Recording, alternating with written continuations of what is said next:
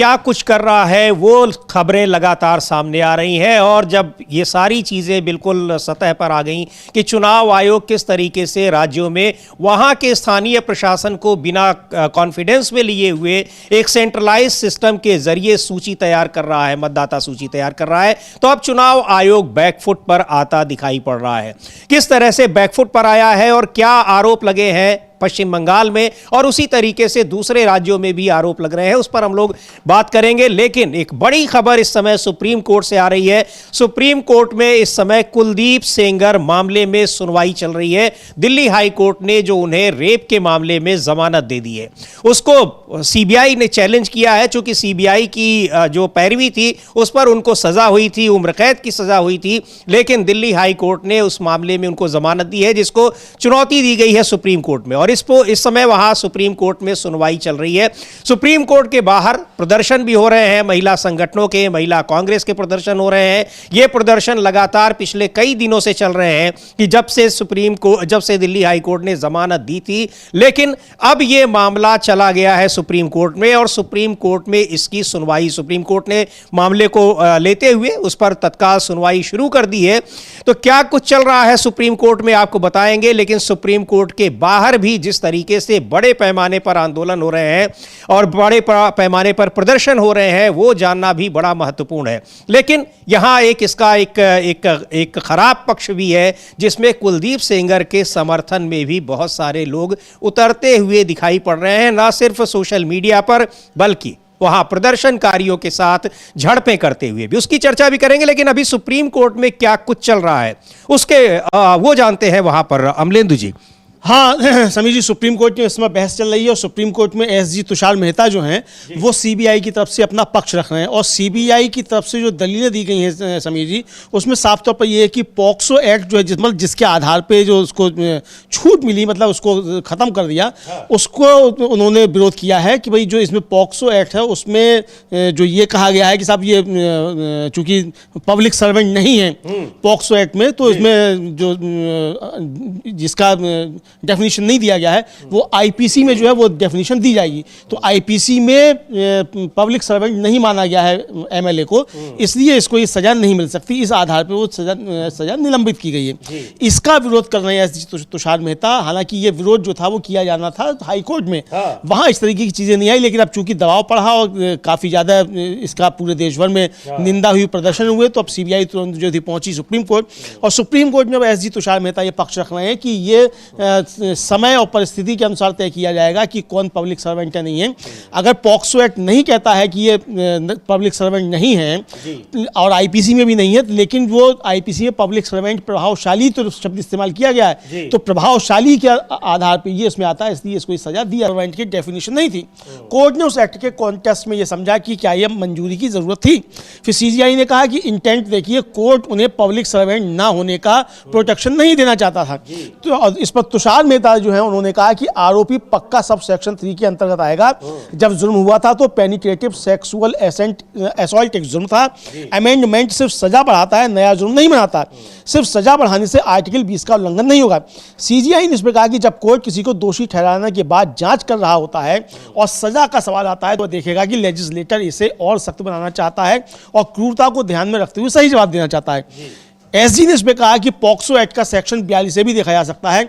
अगर पॉक्सो और किसी दूसरे कानून में फर्क हो तो क्या होगा, हमें पब्लिक सर्वेंट का मतलब कॉन्टेक्स्ट के हिसाब से लेना होगा। जी बिल्कुल। तो यहाँ पर ये दलीलें दी जा रही हैं। सीबीआई के की तरफ से पेश हुए वकील तुषार मेहता हैं, वो अपनी दलील रख रहे हैं और कुलदीप सेंगर की जो सजा, उम्र कैद की जो सजा दी गई है वहाँ पर, उसको जिसको निलंबित किया है दिल्ली हाई कोर्ट ने, उस सजा को, उस फैसले को चुनौती दी गई है, जिसमें सीबीआई की तरफ से अपना पक्ष रख रहे हैं। और इसको लेकर जबरदस्त इस समय एक उबाल है, नाराजगी है, लोगों में गुस्सा है कि किस तरीके से दिल्ली हाई कोर्ट ने सजा पाए हुए एक व्यक्ति की सजा को निलंबित कर दिया। बहुत सारे उसमें कानूनी पहलू भी आ रहे हैं, लेकिन मानवीय पहलू भी बड़े महत्वपूर्ण है कि आखिर कैसे एक रेपिस्ट को, जिसने अदालत ने रेपिस्ट घोषित कर दिया है, दिल्ली हाई कोर्ट कैसे उसके सजा को निलंबित करने का फैसला करता है। और बड़ा सवाल यह भी कि जिस सीबीआई ने कोर्ट से, वहां पर सेशन कोर्ट से सजा दिलवाई कुलदीप सेंगर को वो दिल्ली हाई कोर्ट में उसका बचाव क्यों नहीं कर पाई, और अब आखिरकार इस दबाव के बाद उसको सुप्रीम कोर्ट में इसको चैलेंज करना पड़ा है दिल्ली हाई कोर्ट के फैसले को। और लेकिन अब ये विरोध इसका हो रहा है, इसका विरोध प्रदर्शन दिल्ली हाई कोर्ट के बाहर भी हुए, आज सुप्रीम कोर्ट के बाहर भी हो रहे हैं। उधर इंडिया गेट के सामने पीड़ित लड़की ने खुद वहां पर विरोध प्रदर्शन किया, उसके साथ कुछ लोग आए, हालांकि पुलिस उनको जबरन वहां से हटा ले गई, इसको लेकर भी आलोचनाएं हो रही हैं। लेकिन अमलेंदु जी, इसका एक बहुत ही दुखद पहलू यह भी है कि कुलदीप सेंगर के पक्ष में किस तरह से बहुत सी महिलाएं भी दिखाई पड़ रही हैं, भले ही अब वो राजनीति से प्रेरित हो या कुछ भी हो, लेकिन ये राजनीति का एक बहुत ही विद्रूप चेहरा दिखाई पड़ रहा है। ये राजनीति का विद्रूप चेहरा दिखाई पड़ रहा है समीर जी, और ये दिखाई पड़ रहा है कि भारतीय जनता पार्टी कितने नीचे स्तर तक जा सकती है। यानी आप एक यौन अपराधी और जो हत्यारा भी है, आप उसके समर्थन में आप प्रदर्शन कर रहे हैं और जो सजा की मांग कर रहे हैं उनके खिलाफ आप नारे लगा रहे हैं जी। इतने स्तर तक गिर जाएंगे और एकदम नारा लगाएंगे प्रधानमंत्री की बेटी बचाओ बेटी पढ़ाओ। तो ये क्या प्रधानमंत्री की बात नहीं सुनते जो भाजपा के कार्यकर्ता वहां से पहुंचे हुए इस तरीके करने के लिए। लेकिन समीर जी, इसके साथ साथ एक चीज और भी कहनी पड़ेगी कि जो हाई कोर्ट के बाहर और सुप्रीम कोर्ट के बाहर जो प्रदर्शन हो रहे हैं ये भी गलत हैं, और इसलिए गलत हैं कि आप जो भी कानूनी बात है वो आपको अदालत में रखनी है। बिल्कुल। आप सुप्रीम कोर्ट पे या हाई कोर्ट पे धरना देके प्रदर्शन करके आप फैसले नहीं बदलवा सकते, ना फैसले करवा सकते हैं। कल को अगर इसी दबाव में फैसले होने लग जाएं तो फिर तो दूसरा कोई भी लेके चला जाएगा। भाई आप गए हैं, कल को कुलदीप सेंगर अपने समर्थकों को लेके आ जाएगा, फिर वो दबाव बनाएगा। तो ये चीजें भी ठीक नहीं है। जो कानूनी लड़ाई है वो कानूनी तौर पर ही लड़ी जानी चाहिए। हाँ, आपको प्रदर्शन करना है, आप सीबीआई के दफ्तर पे कीजिए, प्रधानमंत्री के कार्यालय पे जाके कीजिए, बीजेपी के दफ्तर पे कीजिए कि वो क्यों बचा रहे हैं। लेकिन अगर आप सुप्रीम कोर्ट और हाई कोर्ट के बाहर जाकर अगर आप प्रदर्शन करेंगे तो फिर आप दूसरों को मौका दे रहे हैं, और फिर जो रूल ऑफ लॉ है वो आप खुद ध्वस्त कर रहे हैं, और फिर आप एक तब बात कर रहे हैं कि रूल ऑफ लॉ के तहत जो उसको सजा हो। तो ये दोनों चीजें एक साथ नहीं चल सकती। इसलिए जो भी और जो प्रदर्शन करने वाले हैं वो कोई साधारण लोग नहीं है। अब अखिल भारतीय जनवादी महिला समिति, वो सामाजिक कार्यकर्ता हैं, योग्यता भयाना, अलका लांबा कांग्रेस की राष्ट्रीय अध्यक्ष महिला कांग्रेस की जो वो ये, तो ये मुझे लगता है कि ये मतलब अदालतों के बाहर प्रदर्शन ये किसी भी तरीके से उचित नहीं है। जी बिल्कुल, प्रदर्शन के लिए आपके पास और जगह है और संस्थाएं हैं, लेकिन आप अगर कोर्ट के बाहर प्रदर्शन होने लगे, क्योंकि कोर्ट का फिर ये माना जाएगा कोर्ट का फैसला दबाव में नहीं है, कोर्ट के फैसले में आपको दिक्कत है तो उसके लिए कानूनी तरीके हैं। आप हाई कोर्ट के फैसलों को सुप्रीम कोर्ट में चुनौती दे सकते हैं, पूरी उसकी एक प्रक्रिया है। लेकिन फैसलों के खिलाफ कोर्ट के बाहर अगर प्रदर्शन करते हैं तो ये शायद ये ठीक नहीं होगा। जो बात अमलेंदु जी कह रहे हैं बिल्कुल सही बात है, और इसलिए लेकिन ये प्रदर्शन वहां पर हो रहे हैं तो निश्चित तौर पर ये एक मौका देना है कि फिर कोर्ट के हर फैसले के, चूंकि कोर्ट का जो फैसला आएगा एक के पक्ष में होगा और एक के विरोध में होगा, तो विरोध वाले जाकर प्रदर्शन करने लगेंगे, तो वो भी एक राजनीति का अखाड़ा बन जाएगा। अगर ऐसा होने लगा तो एक गलत नजीर इससे परंपरा स्थापित होगी। हाँ बिल्कुल, गलत परंपरा स्थापित होगी। तो इसलिए जो कानूनी लड़ाई है वो कानूनी तौर पर लड़ाई जानी चाहिए। जहां सरकार की बात आती हो, जहां प्रशासन की बात आती हो, वहां आप वहाँ जो सरकार से जुड़े हुए संस्थान है वहां प्रदर्शन कीजिए। आप एसएसपी के दफ्तर पे करें, आप डीजीपी के दफ्तर पे करें, आप मुख्यमंत्री कार्यालय पे करें, प्रधानमंत्री कार्यालय पे करें, राष्ट्रपति क्या करें, गवर्नर क्या करें, वहां ठीक है। लेकिन अगर आप अदालतों के बाहर प्रदर्शन करेंगे तो फिर ये किसी भी तरीके से उचित नहीं है। जी बिल्कुल, और एक बार देखते हैं किस तरीके से प्रदर्शन हो रहा है। और वहां महिला कांग्रेस की अध्यक्ष हैं अलका लांबा, वो भी प्रदर्शन में पहुंची हुई हैं, क्या कुछ कह रही हैं उनको भी सुनते हैं और प्रदर्शन देखते हैं वहां किस तरह से सेंगर के खिलाफ नारेबाजी हो रही है और रेपिस्ट को बचाने की जो कोशिशें हो रही हैं उसको लेकर वहां पर नारेबाजी की जा रही है।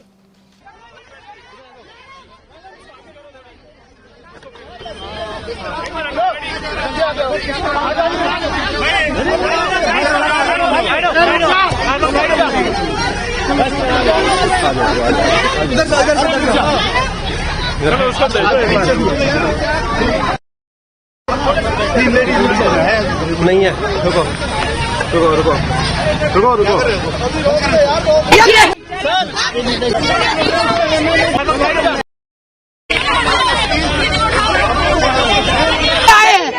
तो हम उसके लिए बात भी नहीं कर सकते।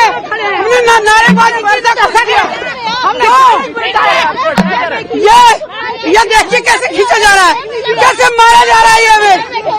ये हम एक बेटी जिसको कुलदीप सेंगर को क्यों नहीं पकड़ती, कुलदीप सेंगर को क्यों नहीं पकड़ी, इनको बोलो।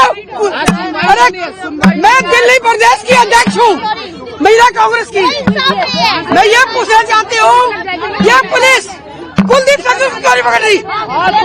आपकी बहन बैठी होगी ना वो, आप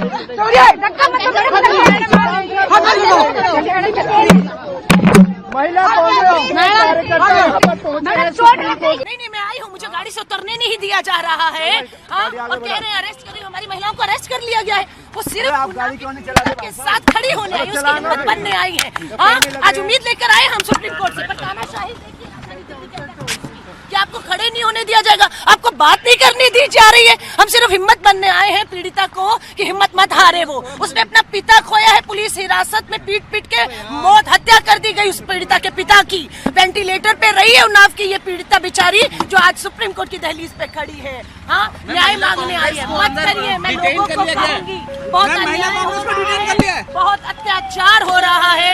मत करो ऐसा, बेटियों को न्याय दो। आज अंकिता भंडारी की माँ फोन पे रोक कर कह रही है हमारी नजर है सुप्रीम कोर्ट में न्याय होगा तो अंकिता भंडारी को भी न्याय मिलेगा, हाथरस की बेटी को न्याय मिलेगा, दिल्ली कैंट की हमारी बेटी की जो दलित बेटी का बलात्कार करके हत्या की उसको न्याय मिलेगा। आज सबकी नजर सुप्रीम कोर्ट पे। पर पुलिस देखिए किस तरीके से तानाशाही करके हमारे, आप दिखाइए किस तरह से गाड़ी को लगातार हमारे जो घेरा गया है, पुलिस छावनी बना दी गई, हमारे गाड़ी के नंबर नोट किए जा रहे हैं। अब देखिए ये सुप्रीम कोर्ट के बाहर वकीलों की गाड़ियां लगती आई, आधिकारिक रूप से लगती है।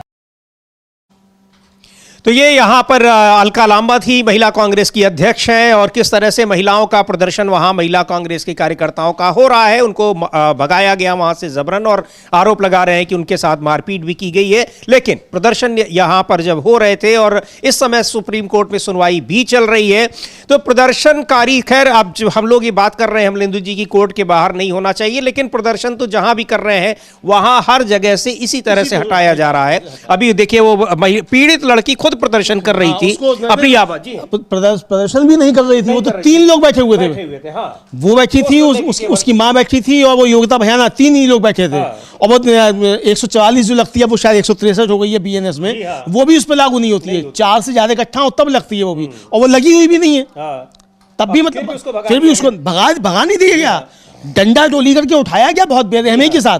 भाई आखिर क्या कसूर है उसका, वहां से आपने क्यों इस तरीके से उठाया, इसका कोई जवाब नहीं है। सिर्फ यह कि सेंगर के खिलाफ मामला नहीं होने पाए। लेकिन सुप्रीम कोर्ट ने, अभी ये खबर आ रही है, ब्रेकिंग खबर आ रही है कि सुप्रीम कोर्ट ने कुलदीप सिंह सेंगर को इस मामले में जो है उसको नोटिस इशू कर दिया है, और हाई कोर्ट के आदेश पर रोक लगा दी है सुप्रीम कोर्ट ने।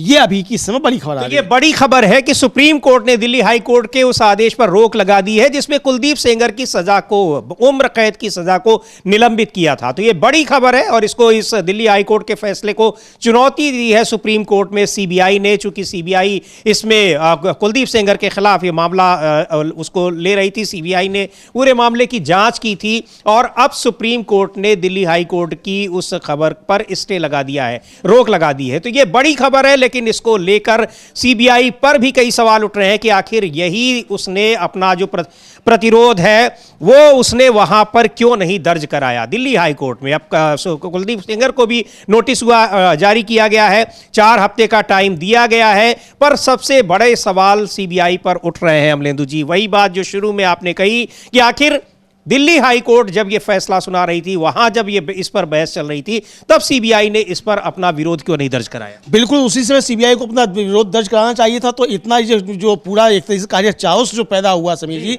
ये सब नहीं होता। यहाँ निश्चित तौर पर कहा जाए तो सीबीआई की बहुत बड़ी गलती नहीं है, बल्कि जो आरोप है वो ये है कि सरकार के दबाव में इस तरीके से किया गया। अगर हमारी एजेंसियां इस तरीके से दबाव में आएंगी, और वो भी इस तरीके के यौन अपराधियों के अगर दबाव में आएंगी, तो फिर इस देश में कानून की व्यवस्था कहां रहेगी, रूल ऑफ लॉ कहां रहेगा? ये एक बड़ा सवाल है। मुझे लगता है कि सुप्रीम कोर्ट ने एक बड़ा बेहतरीन इस समय कदम उठाया है। सजा पर रोक, जो निलंबन पर जो था उस पर रोक लगा दी है, हाई कोर्ट का जो आदेश था उस पर रोक लगा दी है।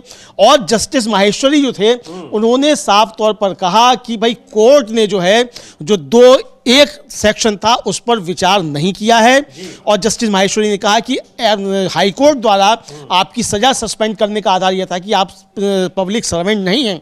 और यह भी कहा कि धारा 376(2)(1) पर कहाँ विचार किया गया, उस पर विचार ही नहीं किया हाई कोर्ट ने। ये आया है। तो ये सुप्रीम कोर्ट ने कहा और सीजीआई ने कहा ये कानूनी मुद्दा है, इसके लिए दृढ़ निश्चय की जरूरत है।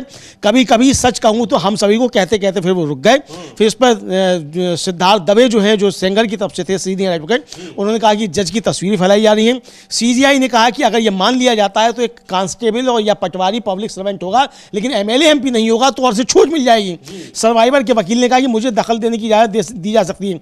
जो सीजीआई कह रहे हैं समीर जी, यही बात मैंने जस्टिस काजू से पूछी थी, वो समर्थन में थे। तो मैंने पूछा था कि इसका मतलब अगर ये पॉक्सो एक्ट में एमएलए नहीं आता है तो फिर कल से जो है सारे विधायकों को ये पॉक्सो एक्ट के अंतर्गत अपराध करने की छूट मिल जाएगी, उनको इसमें संरक्षण मिल जाएगा, सजा नहीं मिलेगी। यही बात जो है वो सीजीआई कह रहे हैं। और फिर जो है अब ऑर्डर जो दिया गया है, वो ऑर्डर ये दिया गया है कि हमें लगता है कि कानून के कुछ बड़े सवाल हैं, नोटिस जारी करें। आमतौर पर जब किसी दोषी अंडर ट्रायल को trial court, high court order के हिसाब से बेल पर यह किया जाता है, तो ऐसे ऑर्डर पर कोर्ट को उस व्यक्ति को सुने बिना रोक नहीं लगानी चाहिए। हालांकि रेस्पोंडेंट को दूसरे केस में आईपीसी की धारा 304 पार्ट 2 के तहत दोषी ठहराया गया है और सजा सुनाई गई है और वह उस केस में कस्टडी में है। हम अजीब बातों के आधार पर उस ऑर्डर के लागू होने पर रोक लगाते हैं। रेस्पोंडेंट को उस ऑर्डर के हिसाब से कस्टडी से रिहा नहीं किया जाएगा। विक्टिम को अलग से एसएलपी फाइल करने का कानूनी अधिकार है, उसे इस कोर्ट से आज़ादी की ज़रूरत नहीं है। अगर उसे फ्री लीगल एड चाहिए तो SC legal service committee free legal aid देगी, वह अपने वकील के जरिए भी इस पर अपनी अपील फाइल कर सकती है। जी बिल्कुल, तो ये बहुत बड़ी खबर है, बड़ा झटका है कुलदीप सेंगर के लिए भी, दिल्ली हाई कोर्ट को भी बड़ा झटका है और देखा जाए तो अमलेंदु जी सीबीआई को भी बड़ा झटका है और राहत मिली है वहां पर किस तरीके से जो पीड़ित लड़की है, जिसके जो एक लगातार इसको लेकर सवाल उठा रही थी कि आखिर उसको कैसे न्याय मिलेगा, लेकिन एक बड़ी राहत मिली है सुप्रीम कोर्ट से और दिल्ली हाई कोर्ट के उस फैसले को भी रोक लगा दी है सुप्रीम कोर्ट ने, जिसमें कुलदीप सेंगर को राहत दी गई थी। यानी उनकी उम्र कैद की सजा, जो रेप के मामले में उनको उम्र कैद की सजा मिली हुई थी, उसको निलंबित कर दिया था। निलंबित करने का मतलब था कि उनकी जमानत मिल जाती और वो बाहर आ जाते। और कहा यह जा रहा है कि ये जानबूझकर एक बड़ी साजिश के तहत कुलदीप सेंगर को जेल से बाहर निकालने की ये कोशिश थी और वो दिल्ली हाई कोर्ट के उस फैसले से कामयाब होती दिखाई पड़ रही थी। हाँ बिल्कुल, दिल्ली हाई कोर्ट के उस फैसले से कामयाब होती दिखाई पड़ रही थी। कहा यह जा रहा था चूंकि उत्तर प्रदेश में पंचायतों के चुनाव आने वाले हैं और 2027 का विधानसभा चुनाव आना है, तो चूंकि बाहुबली है कुलदीप सिंह सेंगर, तो उसकी मदद लेने के लिए जो है ये दबाव बनाया जाता है। इस तरह के आरोप हैं जो पीड़िता है उसकी तरफ से भी और जो तमाम सामाजिक कार्यकर्ता हैं, जो राजनीतिक कार्यकर्ता हैं, उनकी तरफ से भी आरोप है कि सरकार के दबाव में इस सीबीआई थी वहाँ खामोश रही। लेकिन जब इसका पूरे देश में विरोध होना शुरू हुआ, बीजेपी घिरने लगी, तब फिर सीबीआई भागकर जो है सुप्रीम कोर्ट पहुंची इसको रुकवाने के लिए। ये दलीलें हाई कोर्ट में भी दी जा सकती थी और जस्टिस माहेश्वरी कह रहे हैं कि जो 2-1 है उस पर हाई कोर्ट ने विचार नहीं किया, 376 जो है उस पर हाई कोर्ट ने विचार नहीं किया। तो केवल आपको राहत इस बात पर मिली कि आप पब्लिक सर्वेंट नहीं है, तो इसलिए इस पर विचार नहीं किया जा सकता और इसलिए हम इसके हाई कोर्ट के ऑर्डर पर रोक लगाते हैं। और ये अमलेंदु जी इतना इसके चर्चित मामला था और ये बिल्कुल फिल्मी कहानी की तरह था कि एक गरीब और पीड़ित लड़की किस तरीके से न्याय के लिए संघर्ष कर रही है और उसकी लड़ाई जो है वो एक वहां पर एमएलए और बहुत रसूखदार व्यक्ति से होती है। परिवार के कई लोग मारे जाते हैं उस प्रक्रिया में षड्यंत्र के तहत और आखिरकार मतलब लोगों के सड़क पर उतरने, बड़े आंदोलन के बाद एक पूरा मामला सीबीआई इसकी जांच करती है, उसको सजा मिलती है, लेकिन सजा मिलने के बाद भी किस तरीके से बचाने की कोशिश हो रही है। और आपको याद होगा कि बहुत मुश्किल में कुलदीप सेंगर के खिलाफ एफआईआर दर्ज कराई गई थी। बीजेपी ने आखिर तक उनको नहीं, जब सजा मिलती है तब कहीं जाकर उनकी सदस्यता जाती है और पार्टी उनको अपनी पार्टी से निष्कासित करती है। उसके बावजूद उनके परिवार के लोगों को बीजेपी टिकट देती है, उनकी पत्नी को ही टिकट दे देती है, उनकी पत्नी को ही टिकट दे देती है। और ये सारी बातें आज सुप्रीम कोर्ट में जब दलीलें दी गई तब वहां पर भी ये सारी चीजें उठाई कि इतना हल्का मामला नहीं है। ये किस तरीके से लड़की के जो संघर्ष है उसकी तारीफ की जानी चाहिए कि उसको न्यायिक प्रक्रिया पर कितना भरोसा है। अगर ऐसा होता है तो भरोसा उसका किस तरीके से टूटेगा। हाँ, हालांकि सीजीआई ने फटकार भी लगाई है पीड़िता को एक मामले में, चूंकि जो हरिहरन थे जो मतलब इनकी तरफ से थे, सेंगर की तरफ से, उन्होंने कहा कि उन्हें जजों के खिलाफ बयान देने से बचना चाहिए चाहिए। वे नेशनल टेलीविजन पर ऐसा कर रहे हैं, ये अवमानना जैसा है। सीजीआई ने कहा कि हम कोई बड़ी बात नहीं कर रहे हैं, हम जानते हैं कि लोग पॉलिटिकल फायदा उठाने की कोशिश कर रहे हैं, किसी को इसकी परवाह नहीं करनी चाहिए, ये पहले सीजीआई ने कहा। फिर हरियाणा ने कहा कि वीडियो है कि जजों ने पैसे लिए, ये चिंता की बात है। इस पर सीजीआई ने पीड़ित के वकील से कहा कि आप भूल रहे हैं कि उसे सिर्फ जुडिशरी ने दोषी ठहराया था, जुडिशरी को डराने की कोशिश मत करो। यही बात समीर जी मैं भी कह रहा था कि जुडिशरी के बाहर धरना प्रदर्शन ये बिल्कुल ठीक नहीं है, ये कानून ठीक नहीं है और ये रूल ऑफ लॉ जो है उसके खिलाफ है। तो ये सीजीआई ने कहा है। पीड़ित के वकील ने कहा कि दोषी शोर मचा रहा है, मेरे पिता को मार दिया गया है। जस्टिस माहेश्वरी ने कहा कोई ऐसी बात मत करो, तुम्हें उनका जवाब नहीं देना है, बाहर बहस मत करो जी। ये साफ बात कही। इसके बाहर मीडिया ट्रायल जिसको कहते हैं कि कम से वो नहीं होना चाहिए अगर वो मामला सुप्रीम कोर्ट में, हाई कोर्ट में कहीं भी चल रहा है और कोर्ट का फैसला जो होता है दोनों तरफ की दलीलें सुनने के बाद वहां पर उसके आधार पर होता है। और यह भी है कि फैसले से आप संतुष्ट नहीं है तो आप उसको अपर कोर्ट में यानी हाई कोर्ट के फैसले को सुप्रीम कोर्ट में चुनौती दे सकते हैं, पर उसको लेकर आरोप लगाना ठीक नहीं है, क्योंकि आरोप के लिए फिर आपके पास आधार होने चाहिए और अगर कोर्ट पूछेगा तो आप क्या बताएंगे। तो ये एक महत्वपूर्ण बात है। पूरी न्यायिक प्रक्रिया जो है वो एक उससे चलती है, उसमें आपको फैसलों पर विरोध दर्ज कराने का भी अधिकार है और उसके खिलाफ अपील करने का भी। तो उसी के हिसाब से न्यायिक फैसलों को लेना चाहिए, यह कहा सुप्रीम कोर्ट ने। लेकिन एक बड़ा फैसला है, बड़ी राहत दी है और यह भी दिखाया है दिल्ली हाई कोर्ट के फैसले पर। लेकिन सवाल यही है अमलेंदु जी कि दिल्ली हाई कोर्ट ने भी अगर यह फैसला दिया था तो इसका मतलब कि जो विरोध करने वाला पक्ष था यानी सीबीआई, उसने उस तरीके से विरोध नहीं किया। यही तुषार मेहता अगर ये सारी बातें उस समय रखते तो ऐसा लगता नहीं है कि दिल्ली हाई कोर्ट उन चीजों को इग्नोर कर देता। हाँ बिल्कुल बिल्कुल इग्नोर नहीं होता समीर जी। यही बात मैंने शुरू में भी कही थी कि जो तर्क आप आज देने के लिए पहुंचे हैं सुप्रीम कोर्ट में, ये तर्क आप वहां भी दे सकते थे, हाई कोर्ट में भी दे सकते थे, लेकिन वहां जो है वो नहीं दिया गया। तो इसलिए ये इतना मामला आगे बढ़ा और एक तरह से कहा जाए कि जो न्यायिक व्यवस्था है उसके खिलाफ भी अविश्वास का माहौल एक तरीके से पैदा हुआ, जो कि नहीं होना चाहिए था। तो ये साफ तौर पर देखा जा सकता है।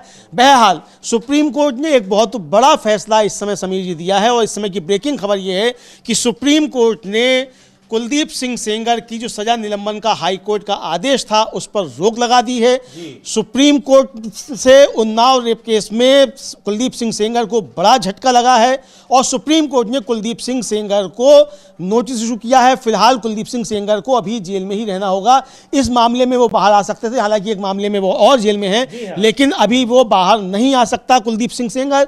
और ये एक तरह से कहा जाए कुलदीप सिंह सेंगर को एक बड़ा झटका जो है वो लगा है और ये न्याय प्रक्रिया जो है उस पर एक फिर से विश्वास आप कह सकते हैं कि बहाल हुआ है। जो गलती हाई कोर्ट ने की थी उस गलती को सुधार दिया है सुप्रीम कोर्ट ने, ये कहा जा सकता है समीर जी।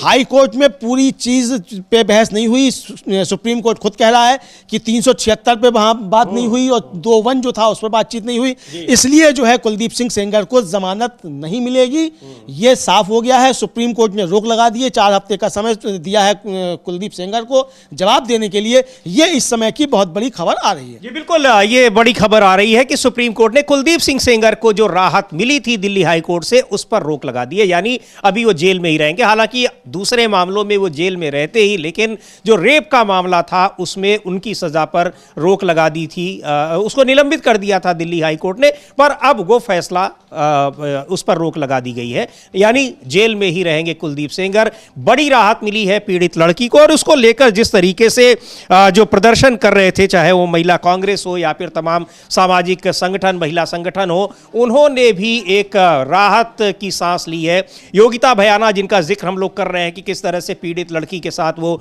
इंडिया गेट पर प्रदर्शन कर रही थी, उसके बाद उन्होंने दिल्ली हाई कोर्ट के बाहर भी प्रदर्शन किया था।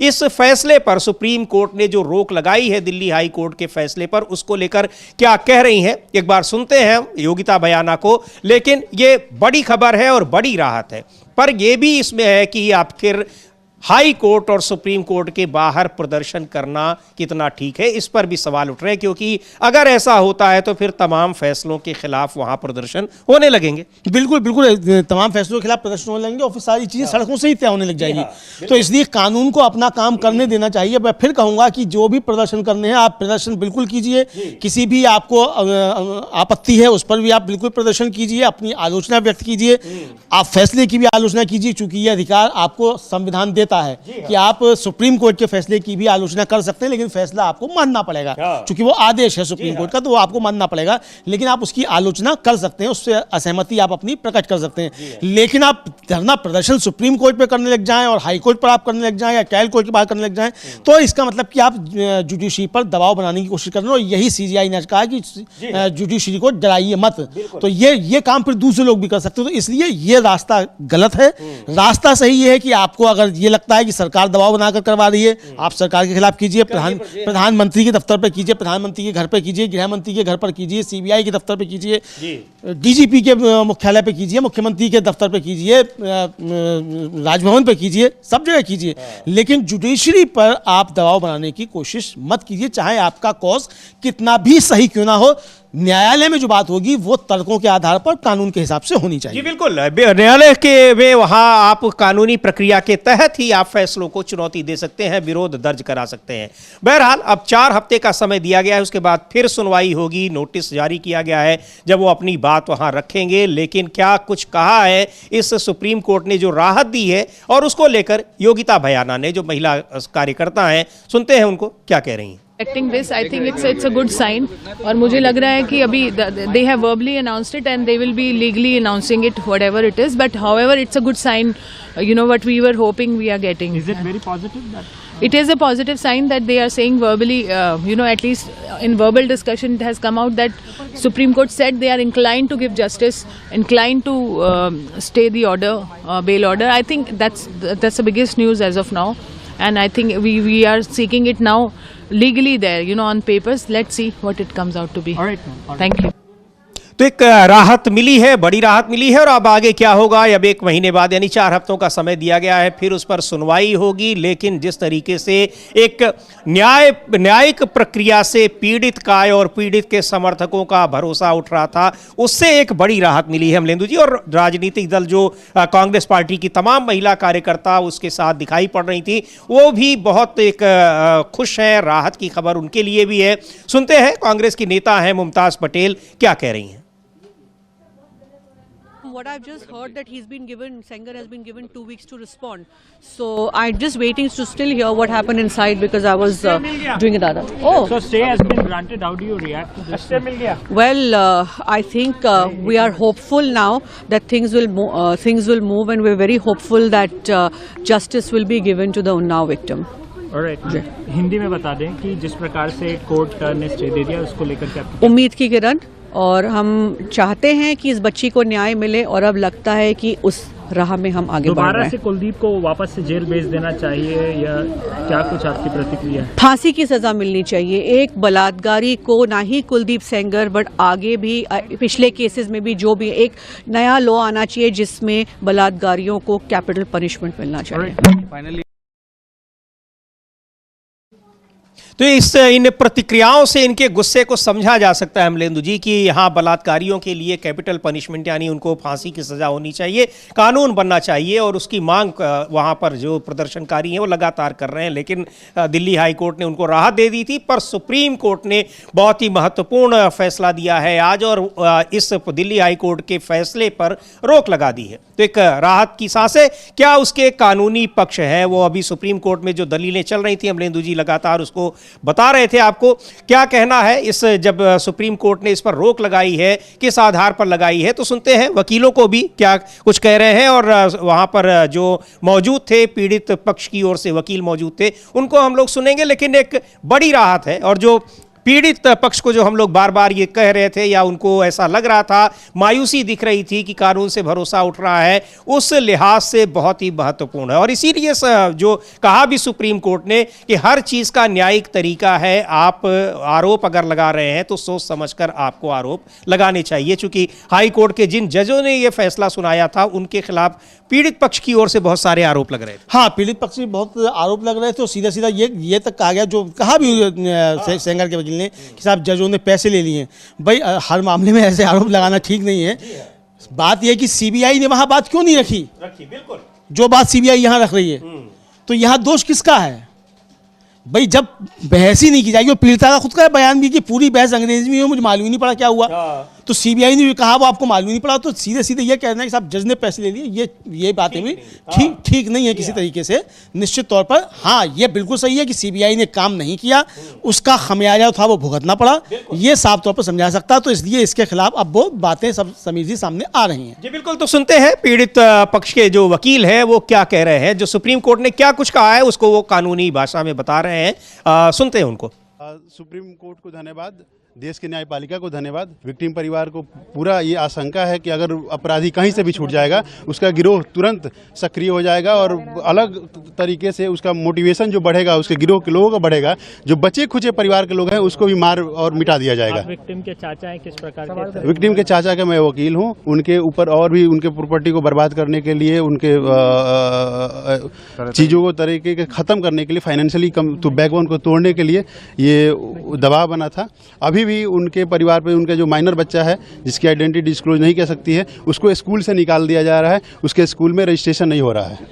ये आपने मेंशन किया था कोर्ट में? ये कोर्ट में ये सेपरेट मैटर है, उसके लिए हम लोग जो प्रोसीजर है वो लोग हम स्टार्ट कर रहे हैं एज सून एज।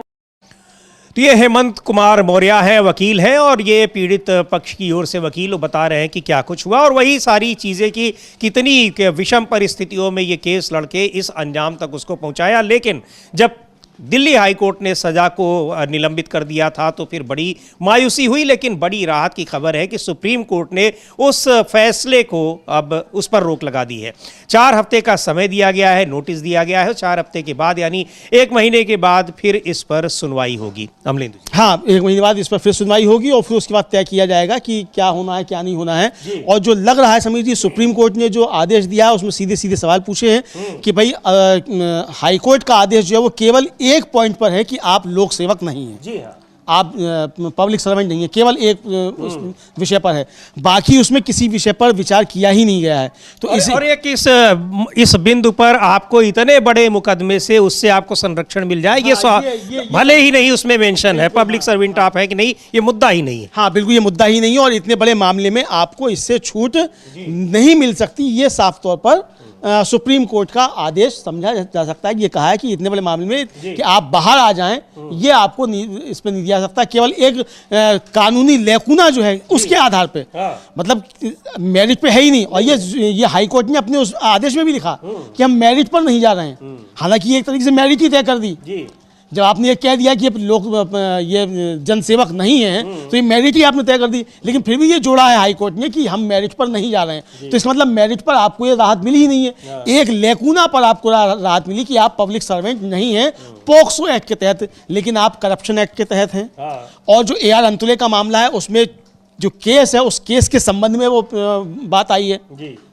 इसी तरीके से तो इसलिए आप पब्लिक सर्वेंट हैं या नहीं, और उसको CGI ने स्पष्ट भी किया कि पब्लिक सर्वेंट का मतलब कि आप चीज को प्रभावित कर सकते हैं, ये है। जी बिल्कुल, तो ये बड़ी खबर है कि सुप्रीम कोर्ट ने कुलदीप सेंगर मामले में दिल्ली हाई कोर्ट के फैसले पर रोक लगा दी है। दिल्ली हाई कोर्ट ने रेप के मामले में जो उम्र कैद की सजा मिली है कुलदीप सेंगर को, उसको निलंबित कर दिया था, जिसको CBI ने सुप्रीम कोर्ट में चुनौती दी थी। उसको लेकर काफ़ी महिला संगठनों के विरोध प्रदर्शन हो रहे थे। पीड़ित लड़की खुद अब न्याय की मांग कर रही थी और इसके अलावा महिला कांग्रेस के कार्यकर्ता भी सड़कों पर उतरकर प्रदर्शन कर रहे थे। लेकिन अब एक बड़ी राहत मिली है और एक 4 हफ्ते का समय दिया हुआ है। तो सुप्रीम कोर्ट से एक ये बड़ी खबर है और एक और बड़ी महत्वपूर्ण आज सुनवाई हो रही है। वो सुनवाई भी शुरू हो गई है अमलेंदु जी, अरावली के मामले पर। अरावली पहाड़ियों को जिस तरह से खनन के लिए पूरा खुला छोड़ने की कोशिश हो रही थी सरकार की, तो उसमें जो तो उसकी अरावली की जो परिभाषा है कि अरावली किसको माना जाएगा, 100 मीटर की रेंज के ऊपर को पहाड़ का हिस्सा माना जाएगा, उसको लेकर सुप्रीम कोर्ट में स्वतः संज्ञान लिया सुप्रीम कोर्ट ने और उस पर सुनवाई इस समय चल रही है। क्या कुछ होता है उस पर भी अब आपको बताएंगे, क्या वहां पर इसके पक्ष में और विरोध में दलीलें दी जा रही हैं। लेकिन लौटते हैं उस खबर पर भी जो बहुत ही महत्वपूर्ण खबर है, SIR को लेकर। चुनाव आयोग SIR के नाम पर क्या कुछ कर रहा है। पश्चिम बंगाल में वहां के सिविल सर्विसेज जो अधिकारी हैं, सिविल सर्वेंट्स हैं, उनका एसोसिएशन है, उसने बहुत गंभीर आरोप लगाए हैं और कहा है कि यहां मतदाता सूची से जो नाम हटाए जाने की जो प्रक्रिया होती है ERO तय करता है, यानी इलेक्टर रजिस्ट्रेशन ऑफिसर, वो इस पूरी प्रक्रिया से बाहर रखा गया है। पहले से ही सूची दे दी जाती है कि किसके नाम हटाने हैं। और ईआरओ की कोई भूमिका ही उसमें नहीं है। उसको लेकर और भी कई नए खुलासे हो रहे हैं।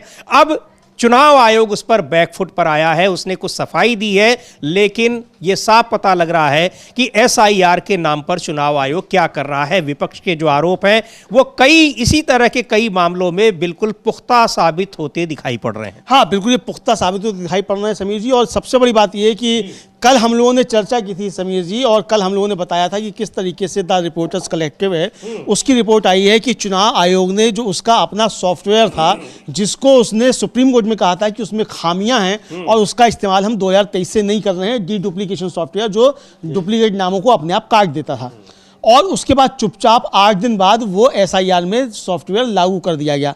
अब इसका सबसे बड़ा नुकसान जो है वो पश्चिम बंगाल में देखने को मिला, और पश्चिम बंगाल में जो था वहाँ कल तृणमूल कांग्रेस ने अपनी आपत्ति भी दर्ज कराई इसको लेकर कि आप डी डुप्लीकेशन सॉफ्टवेयर के जरिए आपने वैध मतदाताओं के नाम काट दिए हैं और आप नोटिस इशू कर रहे हैं। और हम लोगों ने जब इसको ब्रेकिंग किया उसके बाद, और टीएमसी का जब वह हुआ तो उसके बाद फिर चुनाव आयोग हरकत में आया, और कल हालांकि रविवार था समीर जी, उसके बाद जो है वो रविवार को ही फैसला लिया गया। और ये फैसला ये लिया गया, मतलब ये खबर का असर जो है, जो लोग कहते हैं ना कि जब खबर पे क्या होता है, खबर का कोई असर नहीं होता है, खबर का यही असर होता है, खबर का यही असर होता है। इसीलिए हम लोग चर्चा करते हैं तमाम खबरों को। खबर का असर ये होता है कि अब वापस लेना पड़ा है अपना फैसला चुनाव आयोग को कि डी डुप्लीकेशन सॉफ्टवेयर के तहत जिनके नाम काट दिए गए थे और उसमें जिन लोगों को नोटिस इशू किए गए थे, खासतौर से उन लोगों को जिनका 2003 की सूची से मैप नहीं हो रहा था, जिसको अनफाउंड घोषित कर दिया था, उनमें जिन लोगों को नोटिस इशू हो चुके हैं उनकी तो सुनवाई जारी रहेगी, बाकी नया कोई नोटिस इशू नहीं होगा और सुनवाई पर रोक लगेगी। ये आदेश सुप्रीम कोर्ट ने दिया है, ये सामने निकलकर आया है समीर जी, और ये इंडियन एक्सप्रेस ने इसको प्रकाशित किया है बहुत बड़े उसमें। और उसमें और ये एक्चुअली जो मामला है अमलेंदु जी, अगर इसको आसान भाषा में देखें तो ये काम जो यानी जो किसी का नाम हटाना है, कोई अर्ह नहीं है, एलिजिबल नहीं है अगर मतदाता सूची में नाम दर्ज होने के लिए, उसको हटाने का नोटिस ईआरओ की तरफ से दिया जाता है, और वो पहले ऐसे ही नहीं हटा देता है, पहले नोटिस देता है, फिर जवाब आता है, तब कहीं जाकर उसका नाम डिलीट करते हैं। लेकिन ईआरओ का कहना है, वहां के एक ईआरओ का नहीं पूरे प्रदेश में, कि ईआरओ को पता ही नहीं है कि किसके नाम उसको हटाने हैं, पहले से ही सूची तैयार है, यानी चुनाव आयोग दिल्ली से ही भेज दे रहा है, पहले ही भेज दे रहा है और डिजिटली साइन होकर चले जा रहे हैं और मालूम ही नहीं है।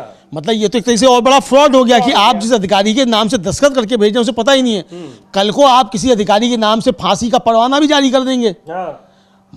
भाई आप कुछ भी कर सकते हैं, अगर उस अधिकारी को मालूम ही नहीं है कि उसके डिजिटल साइन होकर चला गया और उसने लॉगिन किया और मालूम पड़ा कि नोटिस इशू हो गया, और जिसका नाम कटा है वो आके ईआरओ को पकड़ेगा कि तुमने मेरा नाम कटवा दिया, नाम कटवा दिया है।